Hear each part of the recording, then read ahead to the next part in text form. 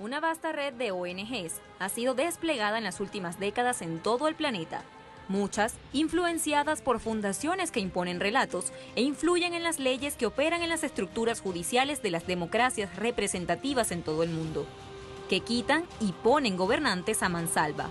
Koch, Rockefeller, Soros. ¿Qué nos dicen estos apellidos? Que el 1% de los que tienen real poder adquisitivo controlan nuestro destino. Vivimos tiempos en los cuales las acciones políticas no pueden ser explicadas solo en términos ideológicos, es decir, solo en términos de modelos de derechas o de izquierdas. Se tejen pactos oscuros, muy oscuros. Hay dudosos e impensables alineamientos y personajes que no necesitan de bandas presidenciales, ni mucho menos de elecciones democráticas para imponer rumbos locales e internacionales. Ejemplo, George Soros, articulador de la ONGización de la política. 1% le aplaude, las pugnas de poder le demonizan y gran parte del 99% restante no conoce siquiera de su existencia. Pero para que se hagan una idea introductoria, en noviembre de 2015, la Fiscalía General de Rusia prohibió la participación de la ciudadanía en cualquier proyecto emprendido por este hombre. Preguntamos, ¿por qué? ¿De quién se trata? George Soros, la farsa de la filantropía. Pongamos el punto en la I. ¿Quién es Georgi Soros, alias George Soros? Húngaro. En 1950, mientras estudia economía en Londres, conoce al filósofo anticomunista Karl Popper, de quien tomó la máxima: encuentra una tendencia cuya premisa sea falsa y apuesta tu dinero contra ella. 1956. Desde Estados Unidos crea los primeros fondos de recubrimiento. 1969. Funda su primera sociedad, Quantum Fund, domiciliada en paraísos fiscales en Curazao. La firma le aseguraba entonces un ingreso anual de 34.5% en sus inversiones. Soros pesca en río revuelto en toda la esfera. En 1992 lanzó una operación de bolsa al Banco de Inglaterra que a costa del contribuyente le hizo ganar $1.000 millones. Durante la crisis financiera de 2008 compró la empresa hipotecaria quebrada IndyMac y desalojó de sus casas a 36.000 estadounidenses que mantenían deudas con esa entidad de préstamo. En 2014, Soros confesó ser operador político de la Revolución de Color en Macedonia, el golpe de Estado y los intentos de instaurar una Ucrania nazi para invadir por debajo de la mesa a Rusia. A Soros se le conoce como un afamado inversor, pero su negocio consiste en especular y a través de redes de múltiples ONGs que desestabilizan gobiernos, cambiar regímenes y operar en pro de la llamada sociedad abierta, un modelo que solo beneficia al 1%.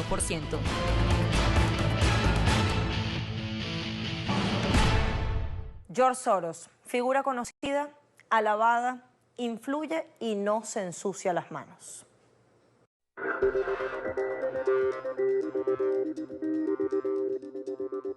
...21 de enero de 2017... En varias ciudades de Estados Unidos, hombres y muchas mujeres marcharon contra el nuevo presidente, Donald Trump.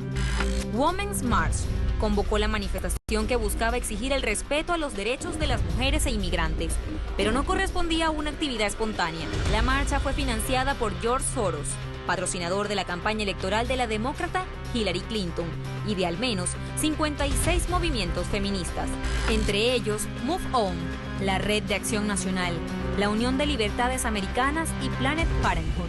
¿Cómo se autopromocionan? ¿Cómo se venden?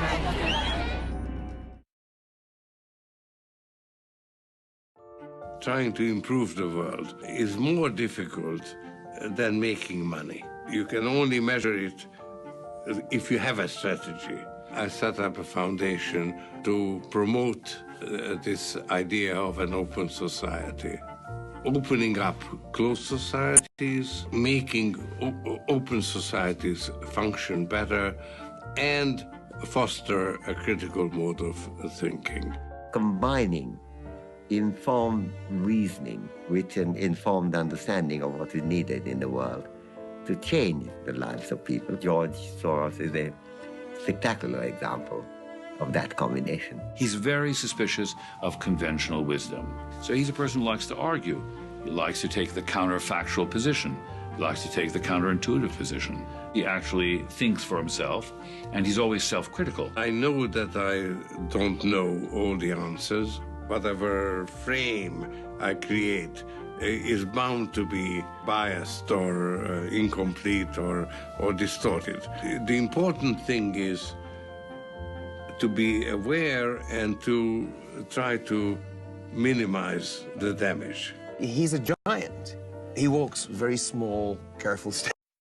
So people don't hear him going boom, boom, boom. And actually, I think he's quite shy. The intellectual power that he brings, he sees things from a very broad, systemic perspective. That's very unusual. People tend to feel that these problems are so huge. Leave it to the government, leave it to others. But George never has that attitude. George always feels he can make a difference, an individual can make a difference, and doesn't hesitate to try. As long as there are people like George Soros who make it possible for people out there who have a vision of positive change to try to create that positive change, we're heading in the right direction. Datos esenciales del prontuario de este hombre, especulador por excelencia, operador político. Ahora queremos puntualizar dos cuestiones también esenciales con nuestra corresponsal en Washington, Alina Duarte. Alina, gracias por estar con nosotros. Te preguntamos, ¿qué significa este hombre para ciudadanía y empresariado estadounidense? Hola, ¿qué tal? Así es, como ya lo comentas, el empresariado lo tiene bastante presente. Sin embargo, estas cifras que incluso ya daban anteriormente indican qué tanto tiene esta presencia dentro del Vox Populi, dentro de la presencia de la población. Y es que muy pocas personas se refieren a él directamente como responsable de alguna campaña. En las redes sociales se lee su nombre de manera continua, como se lee en diferentes diarios. Sin embargo, la población todavía no tiene ese margen, digamos, de la actuación de George Soros. Esto es básicamente lo que representa, digamos, su persona, y es que detrás de él puede haber varias organizaciones, varios objetivos dentro de la incidencia política. Sin embargo, la población parece no tenerlo tan presente. ¿A qué punto influye en la opinión pública, Alina? Esto, haciendo un análisis mediáticamente, vemos que esta presencia es de manera constante. George Soros, su nombre aparece por todas partes, incluso nada más y nada menos llega a formar parte de esta reunión en Davos, donde las principales voces económicas se reúnen año con año. Él tiene esta presencia, ya sea por la parte económica, esta figura empresarial que relaciona directamente a la población como un empresario. Sin embargo, no se tiene todavía esa presencia de qué podría estar detrás de él. Son los medios locales los que precisamente registran qué es lo que podría estar detrás del mandatario, como las manifestaciones ocurridas en días pasados, en donde principales activistas anti-Trump, decían los medios locales, precisamente en Phoenix, habrían tenido el respaldo de los principales donantes demócratas, y ahí es donde lo posicionan. En esta lista de donantes demócratas aparece George Soros, y es a través de su organización Indivisible, bueno, de la organización Indivisible, una organización que convocó precisamente a estas manifestaciones en Phoenix, que originalmente no tenía este respaldo de donantes, pero que actualmente dicen forma parte del Fondo de Defensa.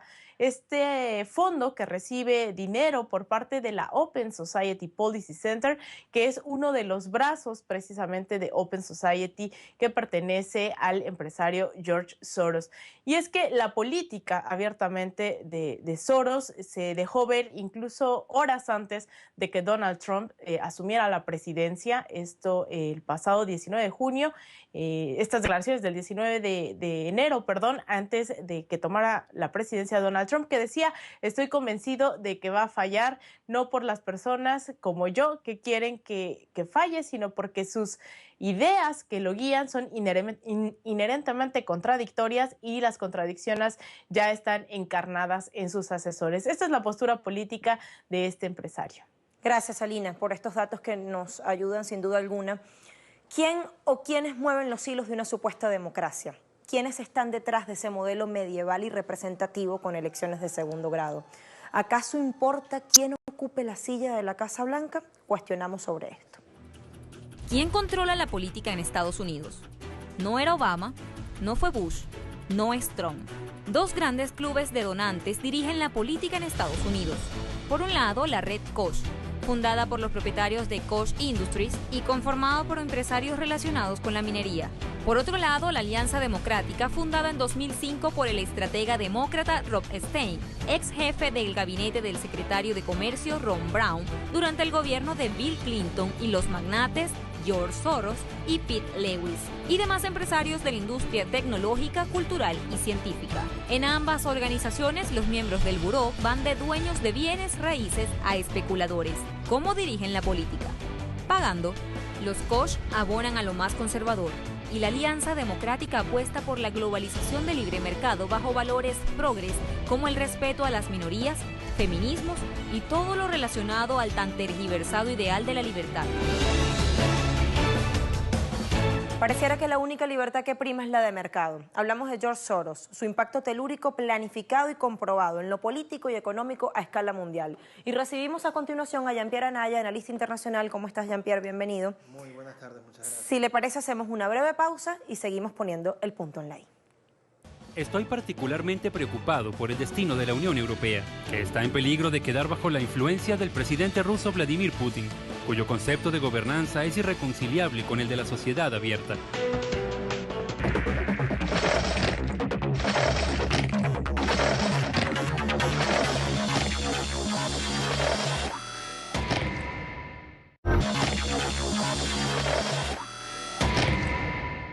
George Soros funda en 1993 Open Society Foundations y a través de ella, como estructura global de financiamiento, abandera la defensa de los derechos humanos, la lucha contra la toxicodependencia, la formación de dirigentes políticos y el desarrollo de la libertad de información.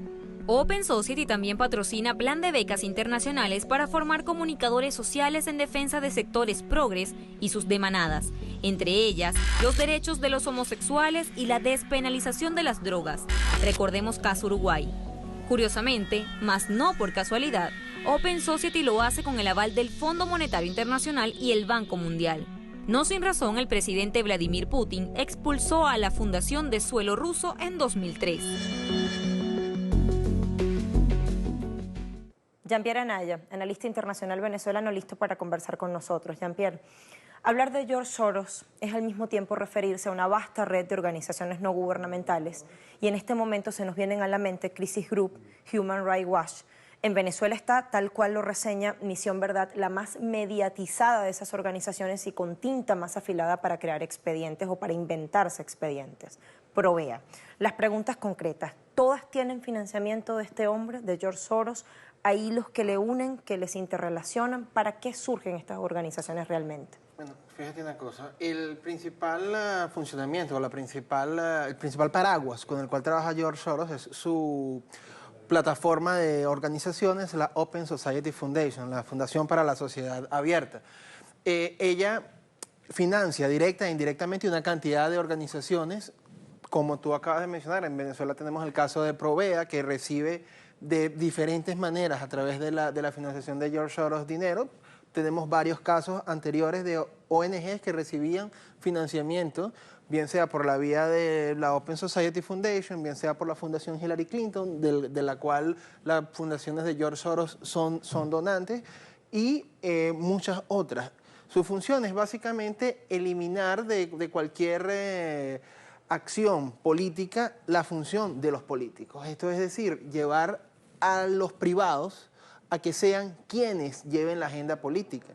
Todas estas opciones tienen una característica. Primero que nada, al existir la fundación de las ONGs, que fue una estructura legal que se hizo en todos los países, especialmente en Latinoamérica ocurrió entre los años 80 y 90, cuando la propuesta era la desregularización, el neoliberalismo, se instaló la estructura para que estas organizaciones recibieran el financiamiento sin necesidad de pasar por los controles de los gobiernos. Ahora, ¿podemos hablar entonces de un nuevo fenómeno, la ONGización de la política, o más bien la despolitización de los asuntos políticos per se?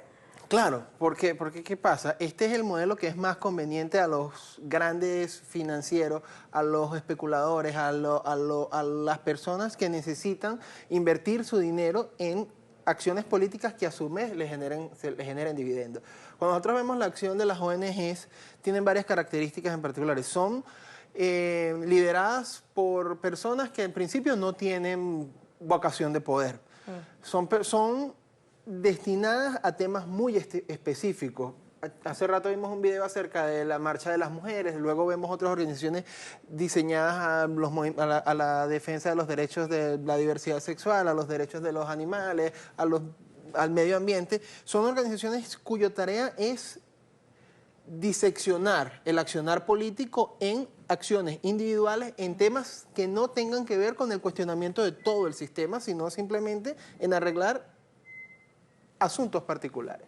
En esta retórica soriana, permíteme usar esa expresión, hallamos una frase clave que viene de su maestro Karl Popper, según estuvimos investigando: sociedad global abierta.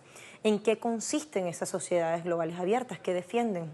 Una sociedad global abierta, como la define Soros y como la definía Popper, es una sociedad en la que los capitales y los negocios se mueven sin ninguna consideración de los fenómenos sociales, de los fenómenos ecológicos, y de las realidades democráticas.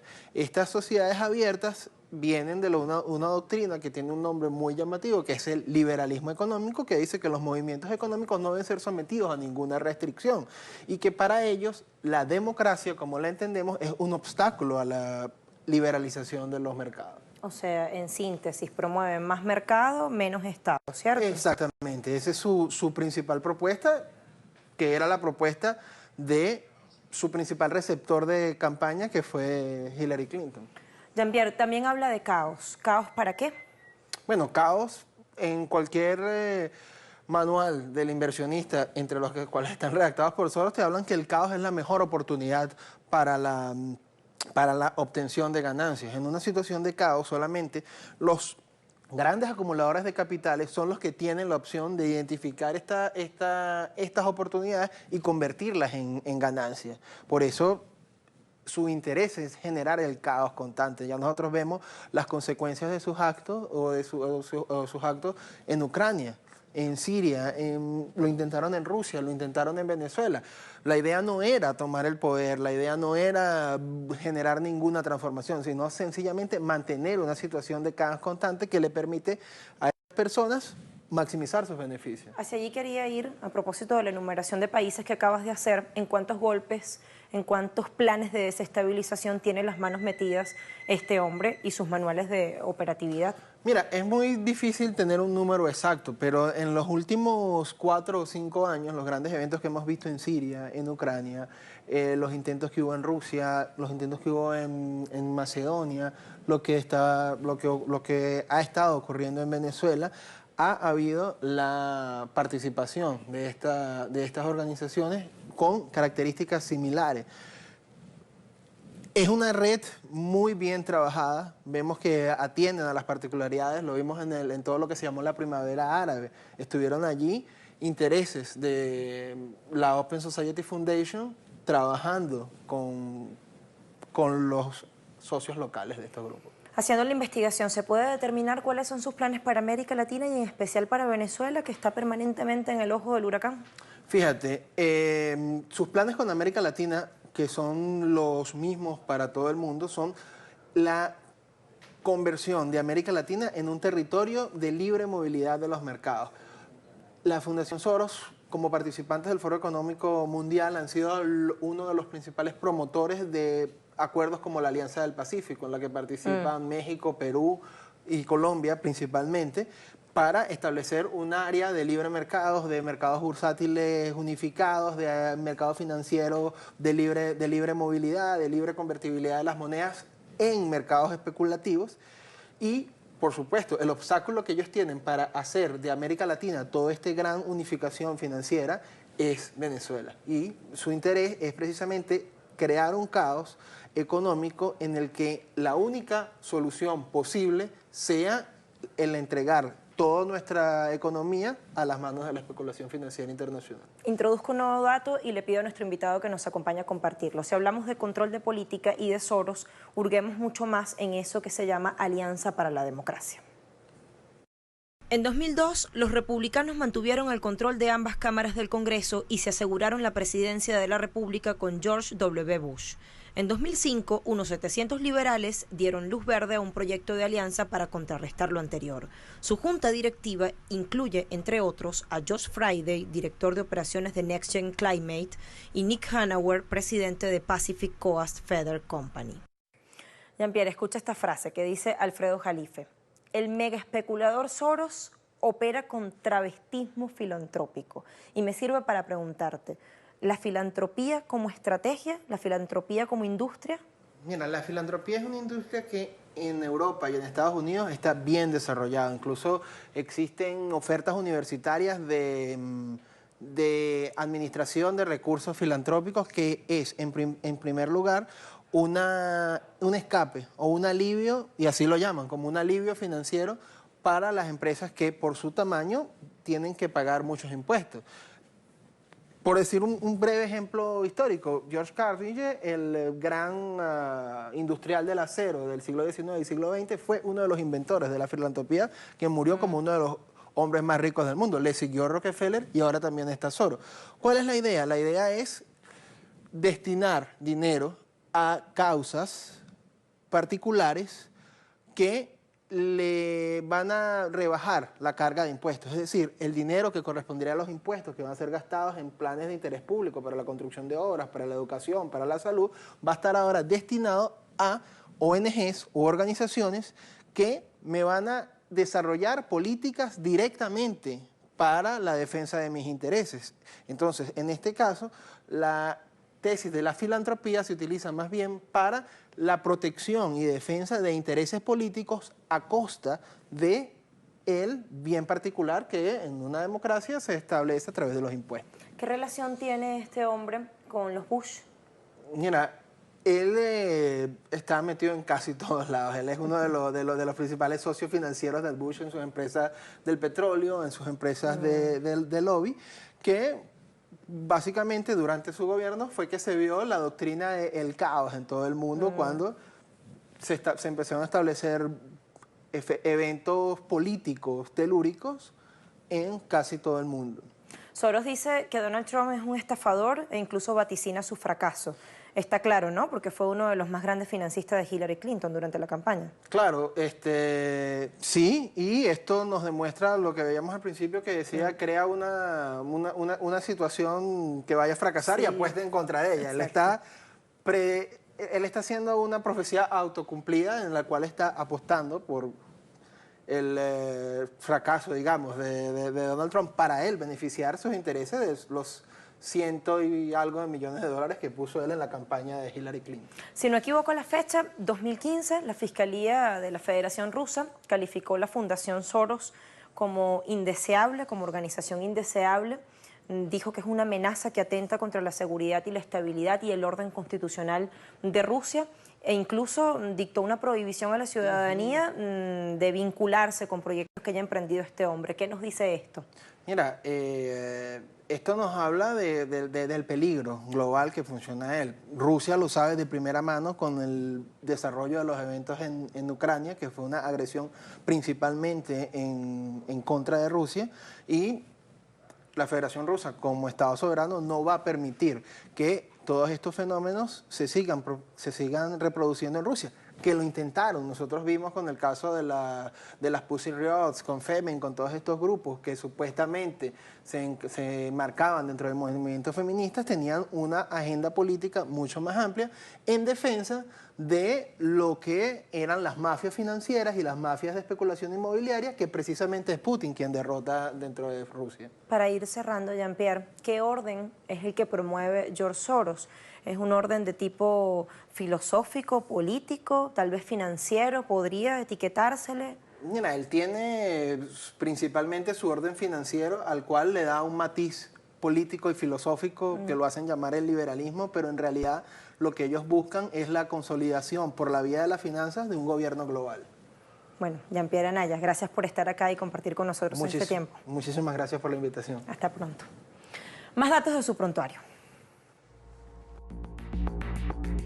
Human Rights Watch fue una de las organizaciones humanitarias que más pruebas y documentos presentó sobre los crímenes atribuidos a Slobodan Milošević, justificando de esta manera la intervención de la OTAN contra Serbia. Gran parte de las acusaciones de esta asociación no han podido ser confirmadas hasta hoy por el Tribunal Penal Internacional para la ex Yugoslavia. Aún así, Milošević fue detenido en abril de 2001, juzgado en 2002 y murió en su celda en 2016, acusado de genocidio y crímenes de guerra y contra la humanidad durante las guerras en Croacia y Bosnia, 1991-1995, y Kosovo, 1998-1999.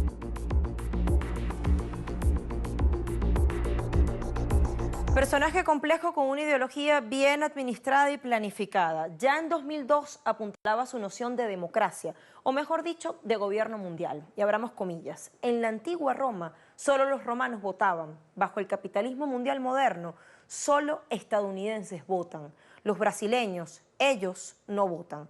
Alfredo Jalife lo sintetiza de esta forma. La teología financierista, ultrarreduccionista de Soros es depredadoramente apátrida, ahistórica, antieconómica, apolítica, antiética, antiestética, amoral, antihumana y más que nada anticivilizatoria. ¿De qué hablamos? Filantropía como industria, disección de la política a través de ONG que infectan al mundo, que hablan de sociedades abiertas, tradicional separación de poderes, democracias representativas, acciones humanitarias y la cara más deleznable, individuos egoístas, inescrupulosos, un mercado controlado por corporaciones, por bancos, 99% empobrecido y un culturicidio de pueblos enteros, empezando por los de mayor valía en términos culturales, arqueológicos o de mayor valía en términos de democracia real. Pusimos el punto en la I.